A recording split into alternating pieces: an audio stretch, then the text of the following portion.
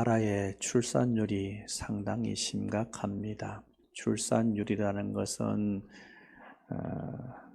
한 여성이 가임기간, 즉 15세에서 49세까지 그 사이에 평균적으로 아이를 낳을 수 있는 명수를 출산율 그렇게 부릅니다.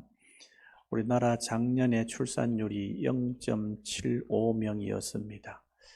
0.75명, 한 명이 되지 못한다, 그죠? 그래서 시간이 가면 갈수록 우리나라 인구는 자꾸 줄어들고 있습니다. 2023년도하고 비교하면 약 3.6%가 증가해서 작년에는 조금 더 아기를 많이 낳았습니다. 낳은 이유가 뭐냐 하면 코로나 시기 때에 결혼을 미루었던 사람들이 많이 결혼을 해서 그 가정들에게 아이들이 많이 태어나서 조금 증가한 겁니다. 그래서 증가했다 하는 그 사실을 봐서는 참 기뻐해야 할 일이긴 하지만은 사실은 기뻐할 일이 아닙니다. 왜냐하면 이 일은 아주 매우 심각한 그런 일이기 때문입니다. 미국 캘리포니아 대학교의 법대 명예교수인 조앤 윌리엄스가 한국의 출산율을 듣고 이렇게 표현했습니다. 대한민국 망했군요. 이렇게 대답했습니다. 그만큼 심각하다는 그런 이야기입니다. 그가 그런 말을 할 때에는 0.78명, 출산율이 0.78명이었는데 작년에 0.75명입니다. 많이 줄었죠. 그런데 이 대한민국이 이렇게 계속해서 나아가서는 희망이 없습니다. 한 나라가 인구가 유지되기 위해서는 출산율이 2.1명이 되어야 합니다. 그런데 그게 턱없이도 부족하니 어떻게 되겠습니까? 경제적으로도 봤을 때 한 인구가 1억 명 정도 되면 내수 시장으로만도 충분히 경제가 돌아간다고 합니다. 학자들이 하는 이야기가 한 5천만 명 정도 된 나라가 정말로 그 산업이 탄탄한 그런 국가라면은 그 5천만 명 정도 되는 나라도 잘 유지가 될 수 있고, 사우디아라비아나 이런 나라들처럼 지하 자원이 굉장히 풍부한 그런 나라들 같은 경우에는 2천만 명, 3천만 명 국가 인구가 그것밖에 되지 않더라도 살아가는데 아무런 지장이 없다고 이야기합니다. 우리나라는 고도로 발달된 산업화된 그런 나라이기 때문에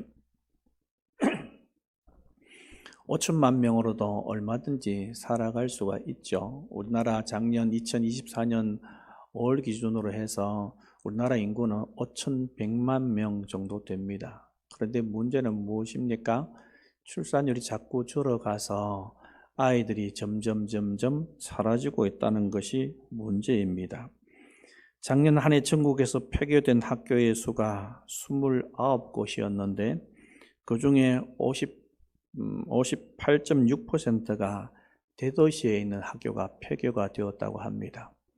서울에서 폐교된 학교가 7개고 부산에는 48개, 대구에는 49개, 경기도는 183개, 전라남도는 844개가 없어졌다고 합니다. 그럼 경남은 어떤가? 경남은 586개의 학교가 폐교했습니다. 한 해 동안 된 것이 아니라 개교하고 난 다음에 폐교한 숫자를 이야기하는 겁니다. 전국적으로 이야기하면 총 몇 개가 폐교되었냐면 3,955개의 학교가 폐교되었다고 합니다. 저도 다녔던 국민학교가 폐교가 되었는데 1947년에 개교를 해서 1998년에 폐교되었습니다. 반백년이 넘는 세월 동안 아이들을 배출했던 학교가 완전히 사라졌습니다. 지금은 커피 공장으로 만들었다가 그 커피 공장도 나가서 아주 흉가처럼 그렇게 되어 있습니다. 이렇게 학교들이 문을 닫는 것이 어제 오늘 일이 아니죠. 도시에서 폐교가 되게 되면 여러 가지 지역 문제를 야기시키는데 지역 상권이 무너지고 넓은 학교가 방치되어서 그 지역이 슬럼화가 됩니다. 슬럼화가 된다는 것은 주거 환경이 극도로 열악해져서 거기에 있는 경제적인 것도 쇠퇴하게 되고 도시 이미지가 하락하게 되는 것을 슬럼화된다 그렇게 이야기합니다. 여러분들 아는 것처럼 촌에도 마찬가지죠. 빈집이 굉장히 많습니다. 창녕 읍내에 나가서 전도하다 보면 굳게 닫혀진 그런 대문이 참 많죠. 주인이 잠깐 밖에 나가서 문을 닫아 놓은 것이 아니라 아예 아무도 살지 않는 집들이 굉장히 많습니다. 이렇게 세상이 돌아가다 보니까 아주 심각하죠. 올해 초등학교 입학생이 한 명도 없는 학교가 112곳이나 되고 경상남도도 16곳이 신입생이 한 명도 없다고 합니다. 아기를 낳을 수 있는 산부인과, 즉 분만실이 있는 산부인과도 엄청나게 많이 줄었습니다. 전국적으로 463군데가 있는데 2013년도만 해도 706군데의 산부인과가 존재했습니다. 그런데 점점 줄어들고 있습니다. 그래서 앞으로 아기를 낳을 때는 뭐 앰뷸런스 이런 것도 못하고 헬기를 타고 아기를 낳아가야 할 그런 지경에 이르게 되었습니다. 제가 처음부터 이렇게 좀 무거운 이야기를 하는 이유가 있습니다. 우리가 살아가는 세상이 그만큼 녹록하지 않고 앞으로 우리 시대가 어떻게 살아가야 될지 정말로 진지하게 고민하고 생각해 봐야 할 여지가 있기 때문에 제가 말씀드린 겁니다. 그렇다면 아기 울음소리가 끊어진 이런 곳이 많은 이 세대에 우리가 그러면 어떤 자세로 살아가야 할 것인가 하는 그런 부분을 오늘 말씀드리겠습니다. 독일 철학자 쇼펜하우가 이런 말을 했습니다. 결혼을 하면 후회할 것이다. 그러나 결혼하지 않으면 더 후회할 것이다. 이렇게 말을 했습니다. 자, 결혼하기 전에는 뭐 때문에 결혼합니까? 나는 너 없이는 못 살아 라고 결혼하지만은 결혼하고 나면 어떻게 바뀝니까? 나 너 때문에 못 살겠어 이렇게 바뀌죠. 그래서 결혼을 하게 되면 과거에 결혼하기 전에 누렸던 것들을 마음껏 누리고 살아갈 수가 없습니다. 나는 이 음식을 너무 먹고 싶은데 상대방이 별로 안 좋아해요. 그래서 먹을 때 음식을 결정할 때 제약이 따릅니다. 나는 이렇게 자유분방하게 살아가고 싶지만은 또 남편이 아내가 그런 것을 별로 좋아하지 않으니 그렇게 살아가는 것이 쉽지가 않습니다. 여러 가지 제약이 많습니다. 하지만 제약만 있는 것은 아니죠. 결혼을 통해서 얻어지는 유익도 굉장히 많습니다. 잠언에 보면은 이런 말 합니다. 소가 없으면 구유가 깨끗하려니와 소의 힘으로 얻는 것이 많으니라 하는 말씀이 있습니다. 소를 안 키우게 되면 구유에 꼴을 줄 필요가 없으니까 깨끗하고 좋죠.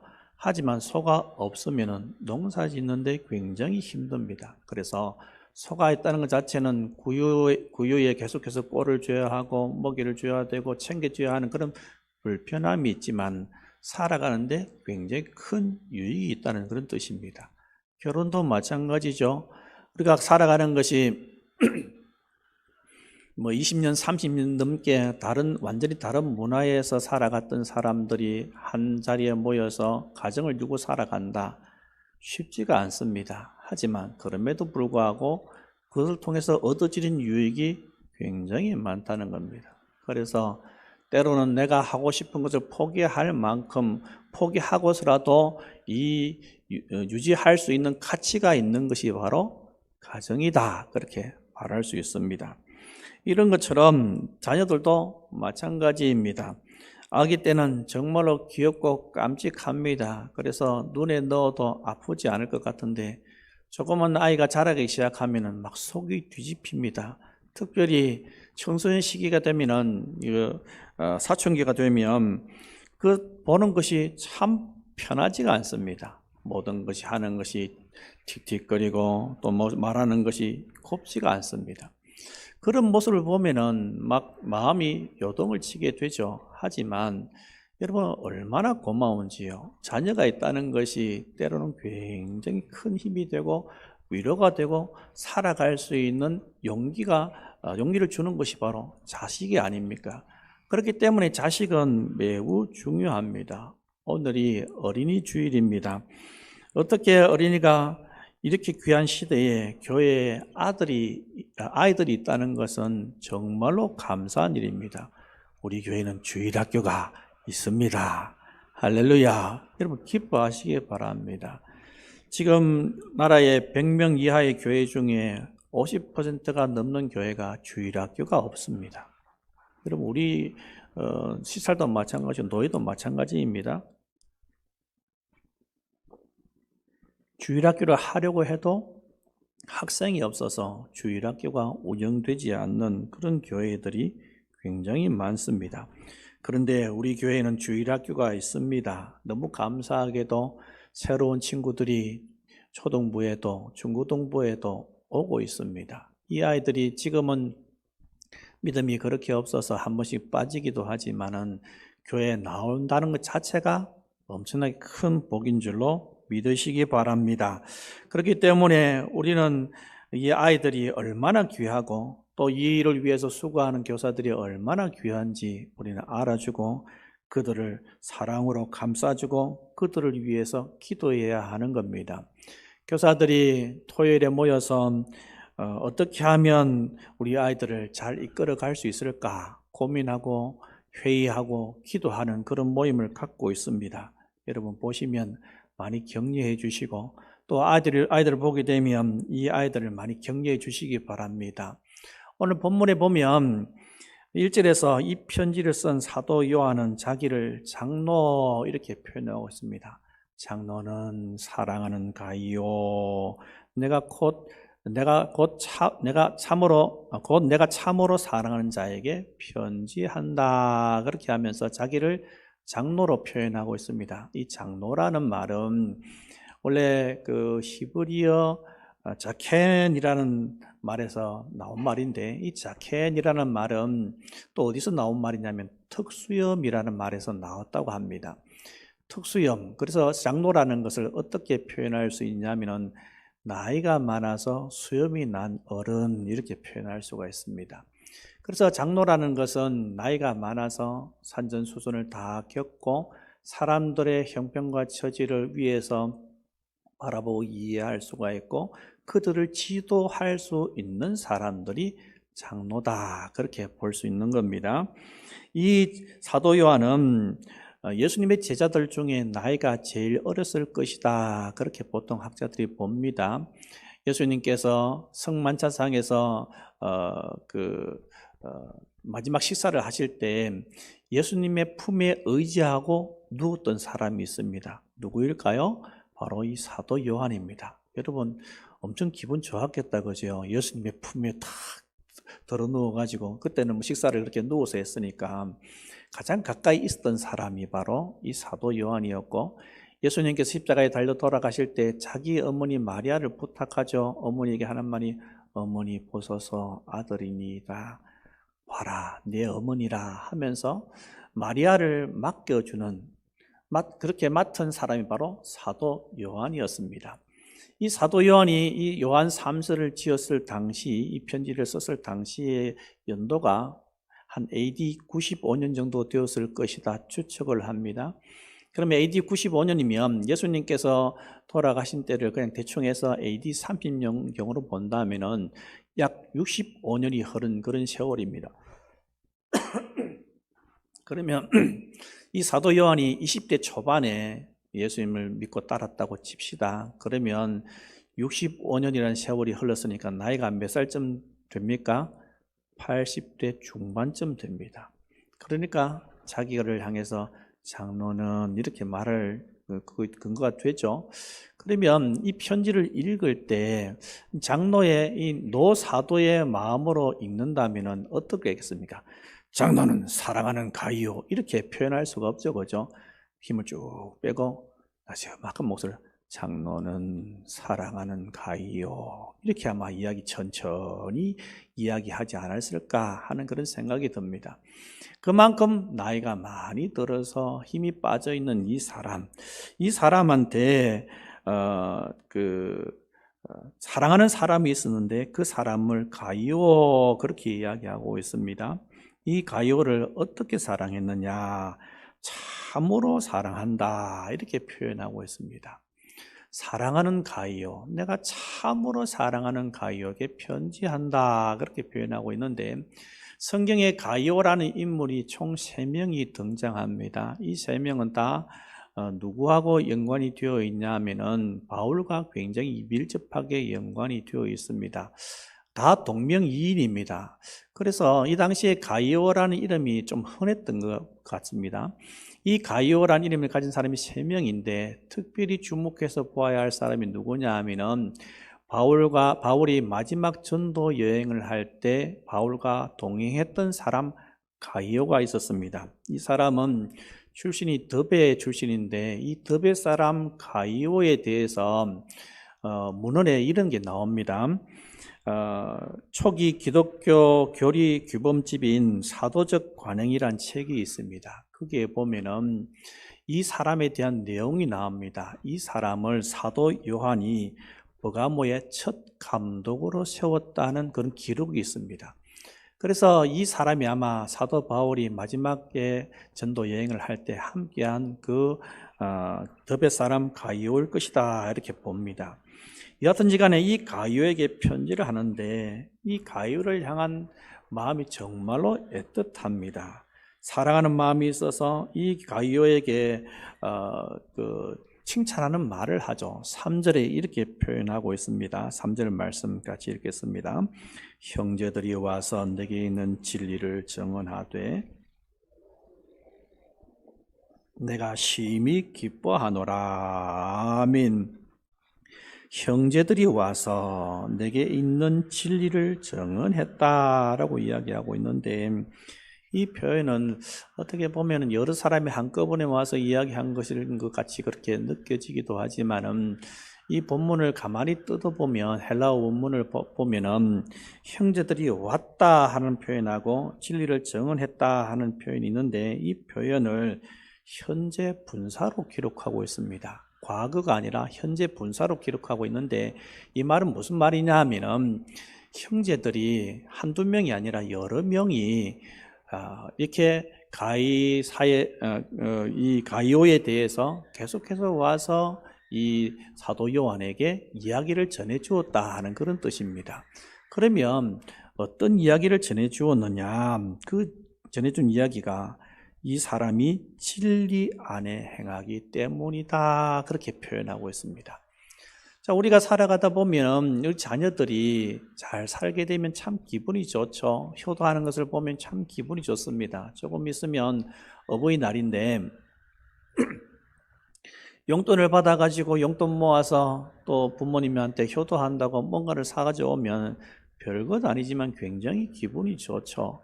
그런 것처럼 이 사도 요한이 가이오가 행하는 그 이야기를 들으니까 마음이 너무 좋은 거예요. 오늘 본문에 기뻤다라고 표현했는데 어떻게 기뻤다고 표현하고 있습니까? 심히 기뻤다 그렇게 표현하고 있습니다. 이 노사도가 이 사람의 그 삶의 모습을 듣고 굉장히 기뻐했는데 이 사람들이 이 가이오가 진리 안에서 행한다는 소식을 듣고 심히 기뻐했다고 했습니다. 그러면 과연 진리 안에서 행한다는 말이 무슨 뜻일까? 뒤에 보면은 이 가이오와 대조되는 사람 한 사람이 등장합니다. 누구일까요? 9절에 나옵니다. 이름이 뭐예요? 디오드레베라는 사람이 나옵니다. 이 디오드레베는 가이오와 같은 교회에 다니는 사람입니다. 근데 이 디오드레베가 어떤 일을 했냐 하면은 9절에 보면은 내가 두어 자를 교회에 썼으나 그들 중에 어떤 되기를 좋아하는 디오드레베라고 기록하고 있습니다.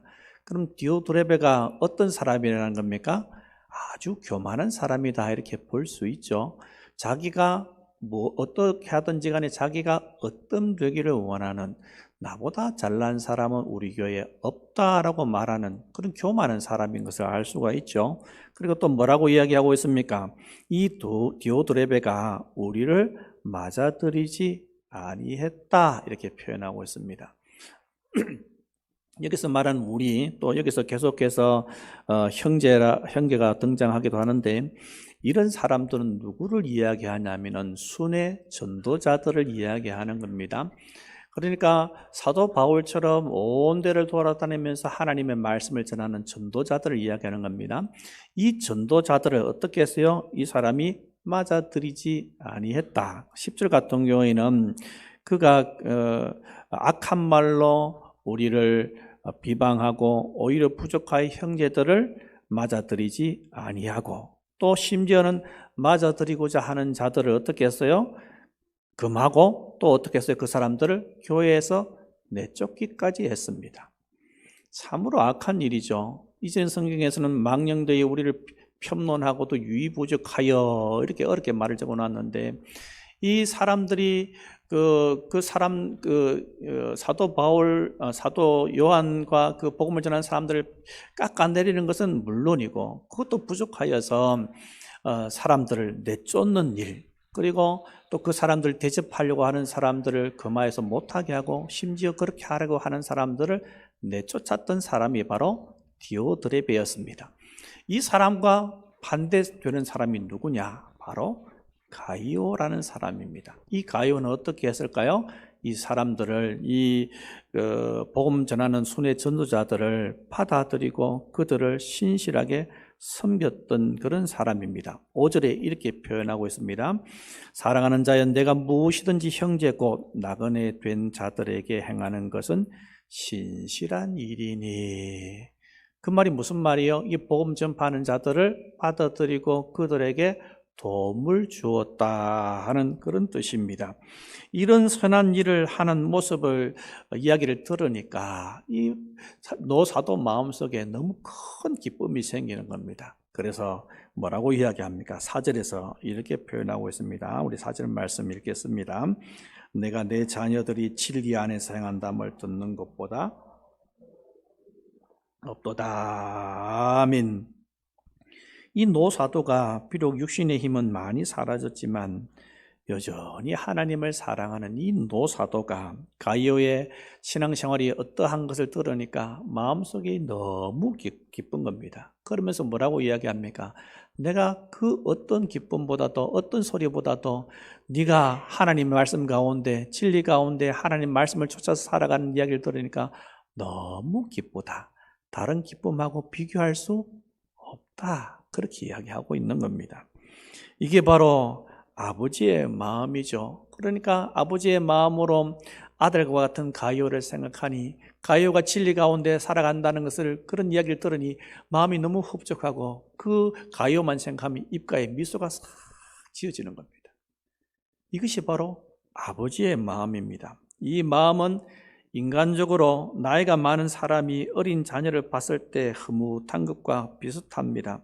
그것도 아이가 올바로 잘 써서 살아가는 모습을 보니 얼마나 뿌듯하겠습니까? 한번 이런 거 상상해 보십시오. 자기 부모님의 말씀도 듣지 않고 속을 그렇게 썩이던 자녀가 올바로 서서 직장생활을 번듯하게 직장생활을 하고 또 좋은 배우자 만나서 아이들을 잘 낳고 살아간다고 칩시다. 그러면 그렇게 마음고생했던 부모님이 이 아들에게 뭐라고 이야기하겠습니까? 나는 이제 여한이 없다. 지금 주어도 나는 이제 여한이 없다. 이렇게 말하지 않겠습니까? 너무 기뻐서 모든 사명을 다한 듯이 생각됩니다. 이런 생각은 특별히 누구한테 필요하느냐? 교회의 영적 지도자들한테 정말로 이런 생각이 필요합니다. 교사들, 또 중직을 맡으신 그런 분들은 정말로 이 마음을 달라고 하나님께 많이 기도해야 합니다. 그래서 올바로 서지 못한 것을 바라보면 가슴 아파서 저 사람의 아픔이 내 아픔인 것처럼, 저 사람이 지은 죄가 내가 지은 죄 것처럼 가슴 아파하면서 울 수 있어야 하고, 또 하나님 안에서 올바로 선 것을 바라보면 흐뭇해하면서 정말로 기뻐하며 그 사람들에게 용기를 더 북돋아주고 채워줄 수 있는 그런 마음이 영적 지도자들에게 절실하게 필요합니다. 하지만 이 마음이 영적 지도자들한테만 필요한 것이 아니라 이 마음은 모든 믿는 사람이라면 다 가져야 하는 그런 마음입니다. 하나님 믿는 사람이라면 이 마음을 다 가져야 하는데, 우리 마음속은 정말로 밴댕이 소갈딱지 같은 그런 마음을 가지고 왜 나는 안 챙겨주는 거야? 왜 나는 그저 이렇게 넘어가는 거야? 나는 왜 나에게는 제대로 인사를 안 하는 거야? 하면서 그런 좁은 마음으로 살아서는 안 되는 겁니다. 나이가 든다는 것은 늙어가는 것이 아니라 성숙해 간다 하는 그런 말하는 사람 이야기 들은 적이 있습니다. 나이가 든다는 것은 뭐라고요? 늙어가는 것이 아니라 성숙해져 가는 겁니다. 그래서 나이가 좀 더 많이 들어서 허리가 고부라지고 얼굴도 쭈글쭈글하고 눈도 침침하게 잘 안 보이고 할지라도 그 사람은 몸이 늙어서 나이가 든 것이 아니라 어떻다고요? 마음이 성숙되어 가는 사람이다. 더 성숙해져 가는 사람이다 하는 생각을 가져야 합니다. 그러면 뭐예요? 우리는 교회의 어른으로서 그러한 마음을, 넉넉한 마음을 가지고 사람들을 세워주고 넉넉한 마음을 가지고 그러한 사람들을 안아줄 수 있는 그런 사람이 되어야 한다 하는 그런 말입니다. 이제 우리 모두가 이런 아버지의 마음을 다 가져야 합니다. 사랑에서 나온 이 마음은 사실은 하나님 아버지의 마음과 똑같습니다. 노사도 요한이 기뻐했던 것처럼 하나님께서 우리가 진리 가운데 살아가는 것을 보시면 얼마나 기뻐하시겠습니까? 만약에 우리가 하나님의 말씀 가운데 제대로 서지 못하고 가슴 아프게 하나님께서 원하시지 않는 죄를 지으면서 혀속에 몰래 악을 감추면서 먹고 살아가게 된다면 하나님께서 얼마나 가슴이 아프시겠습니까? 예수님께서 이 땅에 계실 때 자주 눈물을 흘리셨는데 흘리신 이유가 무엇입니까? 그 사람들이 예수님을 제대로 믿지 못하기 때문에 그것 때문에 가슴 아파서 우는 것입니다. 그 마음은 예수님의 마음일 뿐만 아니라 하나님 아버지의 마음입니다. 이 노사도 요한이 가진 이 마음은 바로 하나님 아버지의 마음입니다. 그런 것처럼 우리도 역시 하나님께서 우리를 보실 때 또 노사도가 또 그 자녀들을 볼 때 가졌던 그런 마음처럼 우리도 그런 마음을 가져야 합니다. 그래서 자녀들이 올바로 서는 것을 바라보면 기뻐하고 자녀들이 올바로 서지 못하는 것을 바라보면 그것 때문에 애통할 수 있는 그런 사람이 되어야 합니다. 도대체 저 집 자식은 어떻게 된 거야? 왜 저래? 저 집에는 행동하는 것을 보니 신앙 점수가 80점이네. 겨우 턱걸이 하네. 하는 이렇게 판단할 것이 아니라 그러한 모습을 바라보면서 아버지의 마음으로 때로는 애통해 하고 때로는 하나님 앞에서 올바로 서는 귀한 마음을 보고 격려하고 세워줄 수 있는 그런 사람들이 되어야 합니다. 아프리카 나이지리아에 가면은 이런 속담이 있다고 합니다. 한 아이를 키우기 위해서는 온 마을이 필요하다. 이 말을 다른 말로 바꾸면 이렇게 바꿀 수가 있겠죠. 한 아이를 키우기 위해서는 온 교회가 필요하다. 여러분 맞습니까? 정말로 귀한 영혼들이 우리 교회에 나오고 있습니다. 이 아이들이 제대로 자라고 제대로 신앙생활을 하기 위해서는 우리의 사랑과 관심이 절실하게 필요합니다. 아이가 제대로 자라기 위해서 사회성을 기르기 위해서 부모만 할 수 있는 것이 아니죠. 부모뿐만 아니라 동네 사람들이 도와주어야 제대로 된 사회성을 기를 수가 있습니다. 그런 것처럼 교회 다니는 아이들도 제대로 신앙생활을 하기 위해서는 우리의 관심과 도움이 절실하게 필요합니다. 한번 보십시오. 이 아이들을 볼 때 겨우 일주일에 한 번 아니면 두 번밖에 보지 못합니다. 그렇게 볼 때에 이 아이들이 그렇게밖에 교회에 나오지 못할지라도 이 아이들이 이 교회의 미래이고 이 나라의 미래임을 알고 정말로 귀중하게 생각하고 그렇게 대하는 우리가 되기를 바랍니다. 그리고 이 아이들을 놓고 우리가 기도해야 합니다. 기도하지 않고는 하나님의 역사가 일어나지 않습니다. 하나님께서 알아서 해주시겠지? 맞습니다. 하나님께서 알아서 해주시는 건 맞습니다. 하지만 우리가 기도할 때 하나님께서 더 큰 역사를 주신다는 것을 여러분 반드시 기억하시기 바랍니다.